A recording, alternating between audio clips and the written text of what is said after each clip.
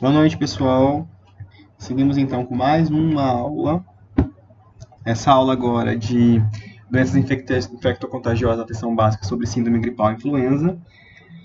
A princípio é uma aula bastante interessante, porque nós iremos discutir um pouco e correlacionar com o nosso cenário atual de doença pelo Covid-19, né, coronavírus, que tem bastante semelhança, como por exemplo a síndrome gripal tipo A, que é a H1N1, que nós tivemos contato com ela em 2012.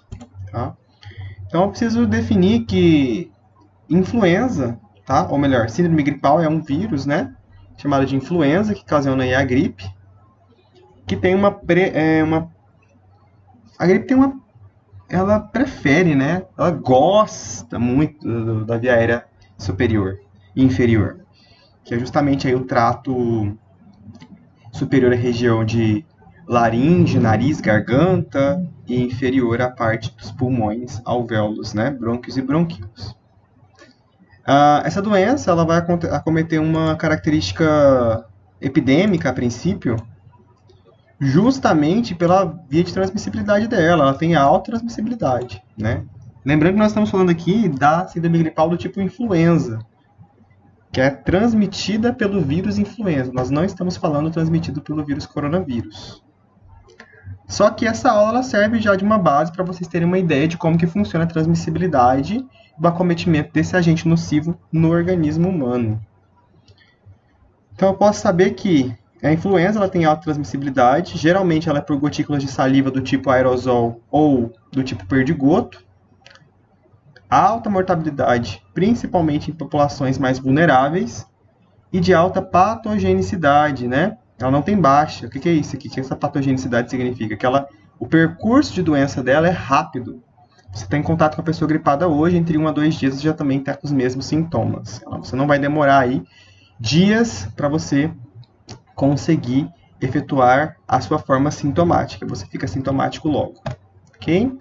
Bom, nós temos que lembrar então que esse vírus, no caso da síndrome gripal que nós estamos nos retratando, é o vírus da influenza, tá? Que tem uma característica genética mediada pela ribose, tá? Que é um açúcar, é um carboidrato, que é o RNA, somente de uma fita aí de material genético. Então, dentro desse vírus vai ter vários filamentos de RNA e ele necessita de uma invasão celular para que esses filamentos de RNA se repliquem e formem outros vírus iguais a ele, ok? Temos que entender que esses vírus da influenza eles são divididos do tipo A, B e C, ok? O tipo B ocorre exclusivamente em humanos, o C em humanos e suínos, tipo de vírus, e o tipo A, humanos, suínos, cavalos, mamíferos marinhos e aves. Então, quando nós falamos aí de H1N1, por exemplo, H1N1, nós estamos falando de um tipo de influenza A, tá? Que tem a cepa desse vírus influenza lá na vacina que nós tomamos agora, que vamos tomar agora no final de março, para poder prevenir a gente desse tipo de gripe, ok? Se eu for fazer uma comparação agora com essa imagem que vocês estão observando entre o vírus da influenza e o vírus coronavírus, COVID, que provoca a doença Covid-19, nós temos bastante semelhança. A primeira semelhança que eu posso observar aqui agora, para vocês, é que ambos possuem uma bicamada lipídica, tá? Essa estrutura aqui. Essa bicamada lipídica, galera, é uma estrutura que tem óleo, que tem lipídio, justamente para poder proteger esse material genético que está mais interno dentro do vírus, tá? E fazer correlações também com receptores de outras células, através desses receptores aqui, ó, que nós estamos vendo acoplados na parede desse vírus, tá? Que vão interagir com as células que eles têm tropismo. Então, essa bicamada fosfolipídica é essa camada aqui que nós temos que destruir usando álcool em gel ou limpando as mãos com água e sabão. Porque o álcool, ele consegue desengordurar. Então, você pode passar um álcool na superfície que está engordurada. Você pega um pano e passa álcool, desengordura. Porque o álcool, ele consegue desfazer essa barreira lipídica aqui. O sabão faz a mesma coisa, água e sabão. Ele desfaz essa barreira lipídica aqui. Ok? Quando você está com uma panela cheia de gordura, você vai lavar a louça, você não usa detergente, detergente ele é um surfactante que tem a condição de fazer o quê? Degenerar a barreira lipídica. Por isso que a sua panela, a sua vasilhinha da Tupperware, sai limpa, ok? Sem gorduras. Então, ó, depois que ele liga esse receptor dele aqui numa célula-alvo, que neste caso, no coronavírus e também no influenza, são células do parênquima pulmonar, essa célula libera a entrada desse material genético aqui, ó, e esse material genético vai direto para o ribossomo da nossa célula pulmonar. E ela pensa que esse material genético é dela e ela começa a replicar desesperadamente esse material. Só que não é dela. O vírus faz pensar que é. Utiliza o aparato metabólico dessa célula do parênquima pulmonar, tá? Libera mais toxina, libera mais vírus. Então aquela célula que foi contaminada, ela vai sofrer o que nós chamamos de lise, né? Lise celular, por conta do ciclo lítico, tá? Ciclo lítico. Então esse ciclo lítico, ele ocasiona justamente isso, gente. A lise das células do pulmão é onde vai dar as pneumonias da vida, o excesso de característica de edema, porque entra em consequência a resposta imunológica, inflamatória, então aumenta a água, aumenta o edema, aumenta a leucócito, e consequentemente aí o indivíduo consegue fazer uma pneumonia fácil, que até deixa ele com problemas graves respiratórios, né, com dificuldade aí de fazer expansibilidade torácica. Então, como eu disse anteriormente, temos 3 tipos de vírus influenza, neste caso. Ele foi só a comparação do coronavírus com a influenza, que tem essa semelhança, né? A diferença é que o coronavírus ele vai ser mais letal ou menos letal do que o influenza, de acordo com essa cepa que ele vai ter aqui, de nucleotídeos segmentados. Então, se muda a ordem desses nucleotídeos, consequentemente, eu posso ter um vírus mais fraco ou um vírus mais forte. Isso vai depender aí da modificação de nucleotídeos, da cadeia de ramificação desses nucleotídeos. Bom, então, nós estamos trabalhando aqui, ó, que é a influenza, então, tá? A tipo A é a que ocasiona H1N1, que nós tivemos aí um surto pandêmico. Na verdade, não chegou a ser tão pandêmico quanto temos agora no coronavírus, em 2012, tá? Tivemos aí alguns isolamentos, mas não chegou a ser tão drástico como aqui, como está sendo agora no nosso país. Bom, então, como que é transmitido esse vírus? A princípio, eu quero que vocês retratem essa disciplina, como eu disse antes, esse momento dessa matéria, como se fosse um coronavírus também, tá? Porque é bem parecido. Então, a transmissibilidade se dá por via respiratória, por isso que traz essa característica de alta transmissibilidade. Então, é muito fácil, porque todo mundo respira, então todo mundo transmite, ok? E aí, ó, vai liberar partículas de saliva, tanto aerosol como perdigotos. Então, olha só, o aerosol é aquela partícula que vai ficar suspensa no ar, tá? Por um tempo. Ela vai ficar ali suspensa. Geralmente, os aerosóis vão surgir, né, em condições de parada cardiorrespiratória, porque você tem que fazer massagem ou compressão torácica, né, e aí sai vapores de dentro das cavidades naso-orofaríngeas. Ele pode surgir também, a princípio, por conta de uma ventilação não invasiva, que joga pressão positiva nesse paciente tem escape de vapor. Então, essa via que eu chamo de aerosol é vapor, tá? Que fica no ar. Já as partículas de saliva do tipo perdigoto são aquelas partículas que são gotas de saliva mais grossas que vão cair na superfície. A pessoa está falando, está espirrando, às vezes solta gotas de salivas, tá? As gotas que você vê, elas vão cair em alguma superfície. Qual superfície está abaixo da sua boca? Falando de superfície, eu tenho mesas, cadeiras e tem a sua mão. Então você fala e a sua mão recebe toda aquela gotícula de saliva que está caindo da sua boquinha, do seu nariz, que você está escorrendo e você passa a mão para limpar. Né? Só que então a via direta é por perdigotos ou aerosóis e a via indireta vai ser contato com a secreção em si. Ou seja, eu posso passar a mão no nariz ou entrar em secreção aí para quem é profissional da saúde com secreção de um outro paciente. Então sempre o veículo de transmissão vai ser contato com mucosas orais, nasais e oculares. Então, a mão recebe os perdigotos, a mão vai na boca, nariz e olhos e contamina as pessoas, tá? Ou a mão vai na mão, num cumprimento, num abraço, ok? Num passar da mão no rosto como carinho, e aí você acaba contaminando as pessoas, ok?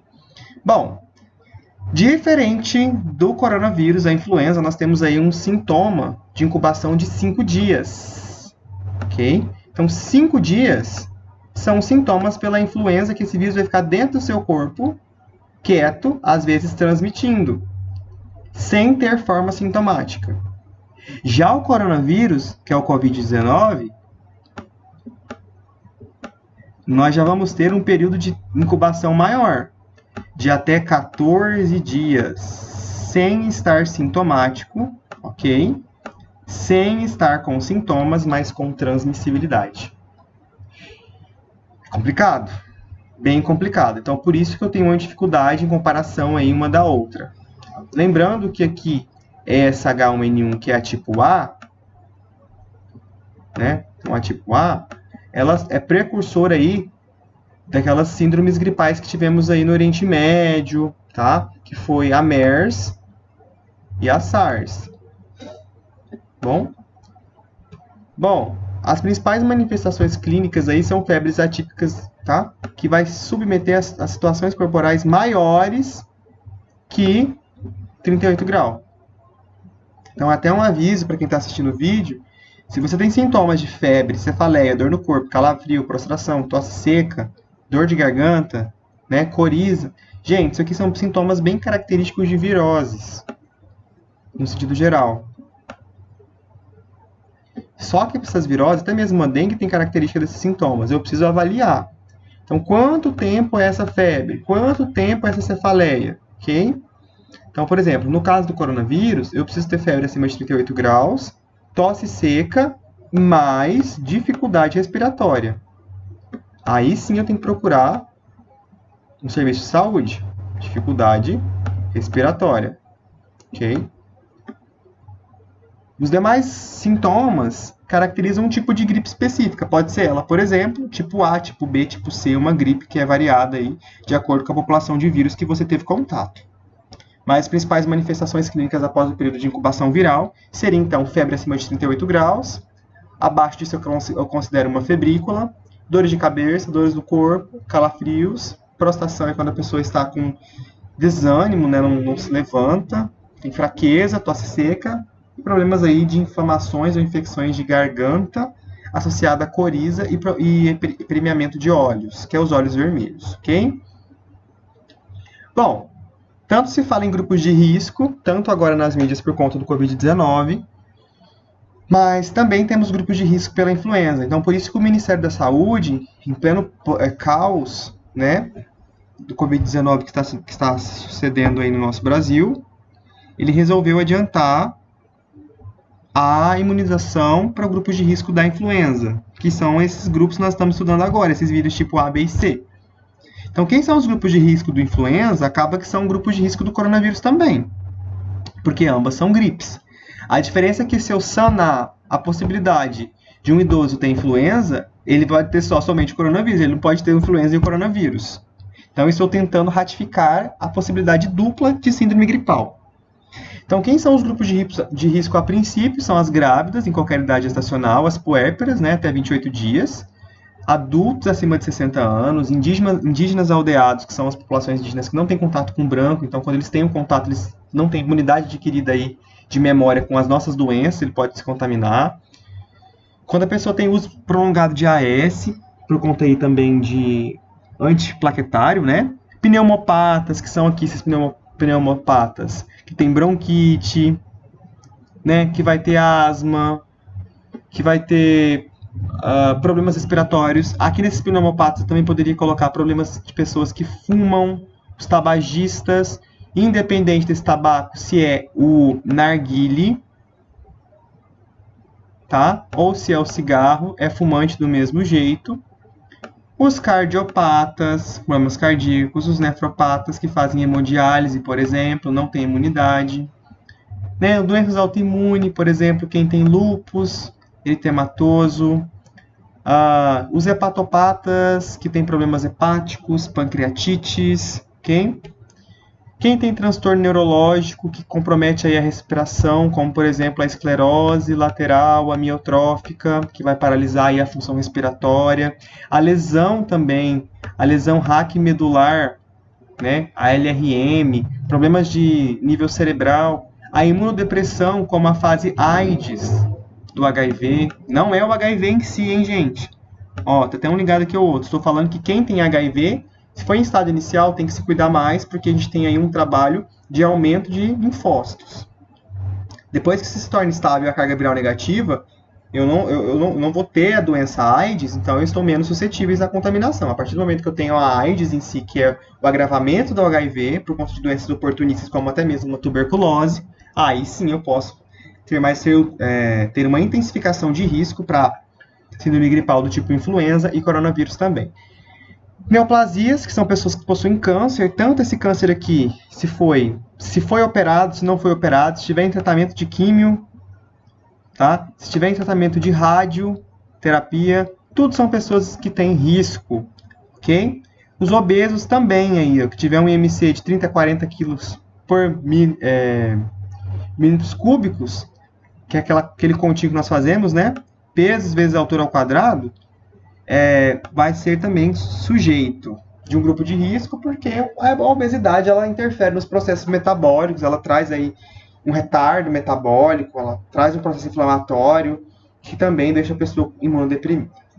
O problema, tanto da nossa síndrome gripal por influenza quanto pelo coronavírus, é a gravidade da doença. Por quê? Ambas, tá? Fazendo um comparativo aí, conforme o caderno de 2016 do Ministério da Saúde, ambas as doenças, elas terão como gravidade a descompensação respiratória, ou seja, todas elas irão ocasionar, no seu caso mais grave, de gripe, o que nós chamamos de IRPA, que é uma insuficiência respiratória aguda. Então, a insuficiência respiratória aguda, ela é a quê? É a falta abrupta de O2. Esse O2 cai tanto por conta de que meus alvéolos pulmonares estão tão cheios de secreção provindas aí de um processo inflamatório, de uma luta viral, de linfócitos ali dentro desse meu pulmão, do meu interstício pulmonar, que respondem na queda desse oxigênio. Então, eu vou ter uma queda de saturação bem evidente, que é a saturação de oxigênio circulante, né, que é abaixo de 95%, e, consequentemente, evoluindo para um quadro que nós conhecemos de insuficiência respiratória aguda, que, se esse quadro não for revertido, em pouco momento ele pode evoluir para o que nós chamamos de SARA, que é a Síndrome da Angústia Respiratória Aguda. O que é essa SARA? É uma condição pulmonar muito grave, ok? Que o pulmão reduz a sua capacidade de oxigenação por conta justamente desse excesso de secreção. Por conta desse excesso de secreção, nós temos uma dificuldade de expansibilidade, de fatores de ventilação, fatores de inspiração e, consequentemente, o meu sangue não é oxigenado, eu não tenho retirada de dióxido de carbono em excesso também, e eu vou evoluir para outros parâmetros. Como, por exemplo, aí, a desidratação, uma acidose respiratória, posteriormente uma acidose metabólica, ok? E aí esse paciente vai precisar de uma internação intensiva, ele vai precisar de ir para uma unidade de terapia intensiva, justamente para ser ventilado, que é o que vocês estão vendo na televisão aí, um suporte ventilatório por ventilador mecânico. Nós chamamos de VMI, ventilador mecânico invasivo, que é o tubo, né? Intubação orotraqueal. Aqui nesse período aqui de intubação, que pode formar, por exemplo, pessoal, os nossos aerosóis, que eu disse comentado ali atrás. Então, quem for intubar o paciente que tem uma suspeita de gripe, tanto influenza quanto coronavírus, precisa estar com o uso da máscara N95, que é a máscara que protege o profissional, ou todos os profissionais que estão ao redor do paciente, contra vapores de saliva que carregam o vírus também. Caso contrário, se ele não esteja aí em situação necessária para um tratamento por cânula mais invasiva, ele não precisa, a máscara cirúrgica é suficiente, ok? Bom, lembrando que para o paciente ficar em uma condição de VMI, que é ventilação mecânica invasiva, né? Esse paciente ele vai precisar de drogas, tá? Drogas sedativas, drogas vasoativas, que são as DVA. As sedativas para manter esse paciente sedado e fazer com que o ventilador trabalhe a favor do paciente, ok? Porque um paciente acordado ele não consegue ser ventilado, ele vai ficar com resistência, ele está acordado, ele vai lutar contra aquilo, porque está dentro da garganta dele. E as drogas vasoativas, porque muitas vezes esses sedativos fazem o quê? Uma hipotensão brusca e eu preciso subir essa pressão do paciente, para mim não ocasionar um outro problema a nível cardíaco agora ou sistêmico. Então, a princípio, fica isso. E aí, o uso prolongado dessas drogas vão fazer o quê? Uma farmacodinâmica e cinética lá no meu rim. Isso pode evoluir para problemas renais, hemodiálise e futuramente uma sepse. Então, assim, é uma condição que leva a outra condição. Por isso que está todo mundo preocupado, porque nós não temos leitos de UTI suficientes para poder cuidar desses fatores todos que vocês estão vendo aí que eu rabisquei, que vai levar aí, no mínimo, 15 dias para um paciente que não tiver nenhuma complicação sair de uma ventilação mecânica. São 15 dias que eu preciso de ventilador intensivos, ou seja, 24 horas por dia, para poder liberar esse paciente de uma condição de ventilação ineficiente, ok? Bom, como é que faz o diagnóstico da doença? Mais uma vez, comparando essa influenza tipo A, que é H1N1, que gera uma síndrome gripal, também com coronavírus, a coleta é a mesma, então eu sempre vou fazer uma coleta de swab via oral ou nasal, ok? E fazer cultura desse meu material para poder diagnosticar esse vírus. Hoje, a Fiocruz, nós brasileiros, no mundo inteiro, está usando um teste mais rápido, que sai em até 2 dias, tá? Que é, acho que, se eu não me engano, pela interação de anticorpos dessa secreção. Então, geralmente, ela coleta-se a secreção e aí nós entendemos que vai buscar o anticorpo do vírus. Se tiver anticorpo, significa que testou positivo, ok? Então, a coleta ela vai ser aí, ó, orofaríngea no final da garganta, ali mediante a úvula, sem triscar, na cavidade bucal de língua, bochecha interna, palatos, porque a gente entende que a boca é muito suja. Se eu contaminar esse cotonete, que é estéril, com outras estruturas, eu posso confundir a amostra. E a nasofaringe é a inserção do swab também na região da minha via aérea superior, tá? Toda a região aí do trato entre a minha laringe, a divisão de palatos para poder fazer a coleta de material via nasal. Existe a via de aspiração também, mas num caso hospitalar, que eu conecto então esse material, né, esse coletor, através de uma sonda dentro da via aérea nasal superior, e com a aspiração de um ar comprimido eu faço a aspiração desse conteúdo neste frasco que vocês estão vendo aqui. Então, o profissional que faz isso, ele também tem que estar equiparado com a N95, porque vai gerar vapor aqui. Aqui é uma imagem da nasofaríngea, tá? Região, para vocês observarem como é profundo.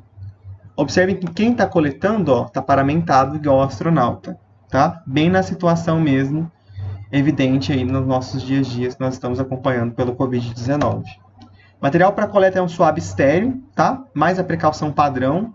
Essa precaução padrão tem que estar associada também à precaução de aventais, né? Aventais, touca, máscara de acrílico, óculos, luvas, enfim. Preparar esse paciente. Então, esse paciente vai estar sentado, ok? Preferencialmente que ele nunca, antes da coleta, se for possível, que ele não tome água antes, não se alimente ou tome algum medicamento, para a gente fazer a coleta cru, ok? Sempre identificar esse meu swab com o nome do paciente. Se for o caso de uma orofaringe, que é essa imagem aqui, pedir para o paciente fazer com a lingona bem para fora, igual quando você era criança que o médico estava no postinho, vocês lembram?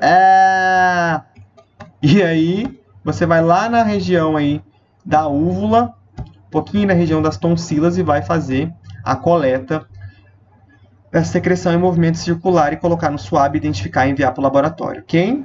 Tem que ser transportado em caixa fechada, o mais rápido possível. Depois você vai se desparamentar e higienizar suas mãos novamente. O tratamento para o coronavírus não tem ainda, está em busca. Nós estamos pesquisando esse tratamento, não tem tratamento evidente. Na China estão se usando alguns antirretrovirais para de outras doenças que têm surtado algum efeito leve, em sintomas leves também, então não se sabe ainda ao certo se é porque os sintomas são leves mesmo, ou porque o medicamento está atribuindo algum efeito sobre isso. Mas, para H1N1, nós temos já um tratamento específico, que é o oseltamivir, tá? Ele pode ser chamado de oseltamivir ou zanamivir, que vai geralmente entrar em pacientes que têm estado grave da doença. Então, quem está lá na UTI, que está lá entubado, recebendo ventilação mecânica invasiva, ok? Para poder associar uma melhora, uma recuperação mais rápida, nós entramos com antirretroviral para poder destruir aquela população viral que está ocasionando aquela doença. Então, ele vai neutralizar a influenza, tá? Tanto serve, o Tamiflu, ele também é conhecido como Tamiflu, ele tanto serve para a influenza tipo A e B, tá?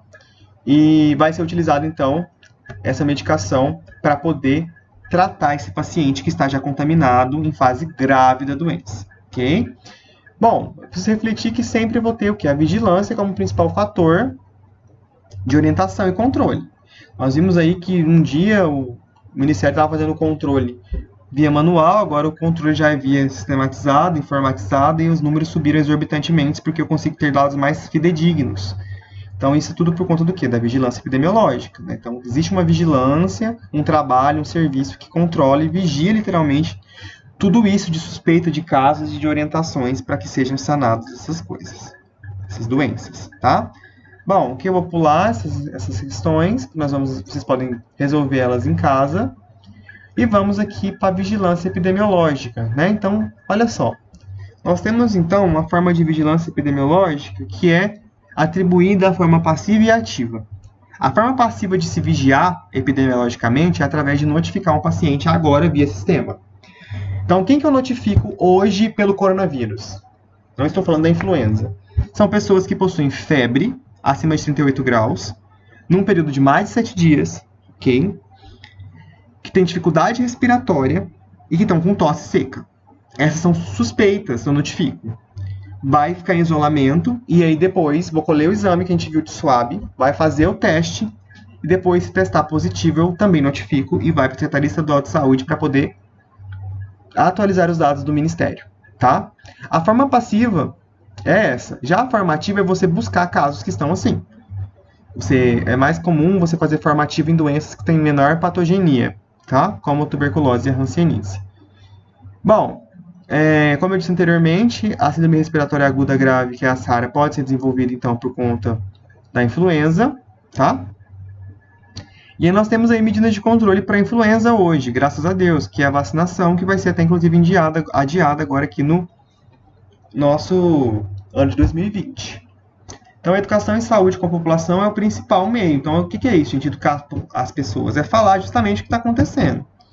Falar o que está acontecendo, divulgar o número de casos, número de suspeitos, número de casos descartados, orientar a população com algumas recomendações, das quais são higiene das mãos intermitente, né, o tempo todo, com água e sabão. O álcool em gel não é prioridade para quem mora, gente em casa, é para mais suportes de mercado, locais de empresa. Não tem que comprar álcool em gel para você que mora sozinho, você tem que lavar suas mãos, cara de pau. Lava a mão, meu filho, lava a mão. Mão. Lembra que a sua mão recebe perdigoto da sua boca, que Jesus escreveu. Então lava a mão, meu filho. Água e sabão. Lembra que o detergente com a água ele quebra a gordura da vasilha suja, então ele vai quebrar a bicamada lipídica do vírus também. Lavou as mãos, evita contato de 1,5 m, 2 metros, não abraça, não beija, não agarra. Ok? Depois disso, qual que é a outra medida? Isolamento. Evitar saídas em aglomerações. Bancos, prefeituras, padarias, filas lotéricas, academias. Evitar, gente. Tá? É a mesma coisa que funciona para gripe do tipo influenza A ou outro tipo de influenza, porque a via de transmissibilidade é altíssima e alta patogenia. Então vamos manter a etiqueta respiratória. A utilização de máscaras é somente para a pessoa que está doente, ok? Ou para quem está cuidando de uma pessoa doente. Se você não tem sintomas, você não precisa usar máscara, principalmente a N95, que é aquela máscara mais dura, azul. A N95 ela é utilizada por profissionais de saúde lá no intra-hospitalar, na hora de entubar um paciente, que ele vai liberar aerosol. Se ele não libera aerosol, a máscara cirúrgica é suficiente para te proteger de perdigoto. Vocês estão entendendo? E mesmo assim ela tem que ser trocada a cada 2 ou 3 horas. Então, se você não tem nenhum sintoma, meu querido, não tem por que você usar nenhuma porcaria de máscara. Porque você pode até se contaminar, porque você às vezes não sabe usar máscara corretamente, fica tirando e colocando ela do rosto, e passar a sua mãozinha contaminada dentro da sua carinha e se contaminar. Então, só vou utilizar máscara se caso essa minha manifestação clínica esteja evidente de tosse, ok? Tosse seca, febre, isolamento, esperar o período passar. Geralmente o coronavírus demora 14 dias para você passar os sinais e sintomas, e a minha gripe por influenza até 7 dias. Tá? Então chamamos isso de etiqueta respiratória, que eu acabei de dizer para vocês. Bom, todo ano nós temos então a imunização, que é a atualização da cepa viral anualmente na vacina. Nós temos então aí hoje no Brasil uma vacina de influenza que tem 2 tipos de vírus influenza A, que tem junto o H1N1 e um tipo de influenza B, né? Provavelmente quando descobrirem a vacina aí do coronavírus, da Covid-19, ela entra também no calendário de imunização anual. mas eu acredito que ela não entre aí no nosso de influenza, porque são famílias diferentes, né? Quando eu falo de influenza é uma família, coronavírus é outra família. Então eu acredito que, eu não sei se isso pode chegar a acontecer, mas tomara que chegue a acontecer, independente se forem juntas, conjugadas ou não, tá? Bom, essa imunização ela tem um calendário, ela tem uma data para acontecer de acordo com a faixa etária do indivíduo. Se for uma criança menor de 10 anos, aí, ela vai ter que ter reforço, e as doses são sempre a metade, 0,25 ml intramuscular, geralmente no vaso lateral da coxa em criança, ok? E já em adultos eu vou fazer uma dose única uma vez no ano, que geralmente agora o Ministério está se organizando para ser no final deste mês de março, que vai entrar, né? Perdão, que já está acontecendo, também intramuscular. Bom, por que essas vacinas são assim estrategicamente aplicadas nesse mês? Ela é para ser maio e abril, né? Porque nós trabalhamos com doenças sazonais. Então, quando eu falo lá no jornal gripe de sazonalidade ou gripe sazonal, são gripes que vêm de acordo com a mudança climática, porque as pessoas tendem a ficar mais juntas, mais aglomeradas, deixam as casas mais fechadas. O frio, né? Bom, então é por isso. Agora, a ideia é eu imunizo essas pessoas antes de chegar esse período para que elas tenham imunidade adquirida quando chegar esse período. Agora, na situação do coronavírus, nós já estamos em transição de troca de estação, estamos saindo aí da primavera entrando no outono e isso preocupa um pouco para ver como vai ser essa questão de aglomerado. Sorte que nós moramos aqui no estado de Mato Grosso, que não é tão frio, né? Me preocupa um pouco com a população que está em regiões mais frias do país, como a região do sul. Bom, quem são os grupos prioritários para a vacina? Os grupos prioritários para a vacina, né, são esses. Indivíduos maiores de 60, crianças menos de 5 meses, gestantes, indígenas, quem está preso, quem trabalha no sistema prisional, o profissional da saúde, que é a linha de frente do combate, e indivíduos com outras complicações que nós já vimos, tá? Geralmente essas pessoas vão ter alguns distúrbios. O que é contraindicado aí? Quem tem alergia ao ovo, porque a albumina é uma proteína que tem relevância dentro dessa formação da vacina. E é comum apresentar aí o que? Astenia, que é uma perda de força muscular, uma cefaleia, uma dor no corpo e uma febrezinha branda, uma febrícula que vai entrar entre 37,2 e 37,3 de 6 a 12 horas. Depois disso, já não é mais reação vacinal, ok? Bom, como eu disse para vocês, o Tamiflu ele é utilizado em situações graves, ok? Pessoas que estão suspeitas, que tiveram contato com o caso, tipo profissional da saúde, que teve um contato e acha que se contaminou, ou pessoas que são vizinhos, tá com um vizinho que tem coronavírus, no caso aqui, a síndrome da influenza, né? Tem então que usar o Tamiflu, mas é mais pessoas graves mesmo, que vai fazer a utilização de 70 mg por dia, ok? A educação saúde, então, como eu disse para vocês, é o principal meio. Então, as mídias estão pegando pesado, o Ministério está pegando pesado. Infelizmente, a população não está educada o suficiente com esse contexto. Isso me gera um pouco de pânico. Mas o falar, se vocês puderem falar nas redes sociais de vocês, divulgar sobre isso, fazer stories para que use a máscara corretamente quando for necessário usar essa máscara, para que não sobrecarregue o sistema. Coisas que nós já estamos vendo cotidianamente no nosso dia a dia, a partir aí de uns 4, 5 dias atrás, para que vocês reforcem, tá? Então, sempre a enfermagem ela tem um papel primordial aí na redução desse vírus na comunidade. Somos a linha de frente, né? Então, é tudo aquilo que nós já vimos, de lavar as mãos, não tocar olhos, bocas e nariz, injeção nasal com lenço descartável e jogar o lenço no lixo, né? Etiqueta respiratória na proteção de tosse, evitar local fechado, evitar de sair de casa, né? E quando sair, utilizar a máscara descartável se caso eu tiver apresentação de sintomas, tá bom? Bom, aqui como eu disse para vocês a diferença, né, da máscara. Então a máscara cirúrgica, que é aquela branquinha que nós utilizamos aí, que nós vemos. Depois de 2 a 4 horas ela tem que ser descartada e ela vai ser utilizada só para pessoas que estão suspeitas ou para o profissional que está cuidando. Quem não tem nenhuma suspeita, não tenho nada, não preciso sair com máscara na rua, tá? Não estou doente, não preciso sair. Sou profissional de saúde, vou usar porque eu vou estar entrando em contato com um monte de gente. A N95, como eu disse para vocês, somente em contato com vapor de saliva, que é os aerosóis. Bom, aqui eu trouxe para vocês algum diagnóstico e intervenção de enfermagem mais usados para esse tipo de síndrome gripal. Pode utilizar ele também no coronavírus, não tem nenhum problema. Que é a ansiedade, a hipertermia, a dor aguda e a troca de gases prejudicado, né?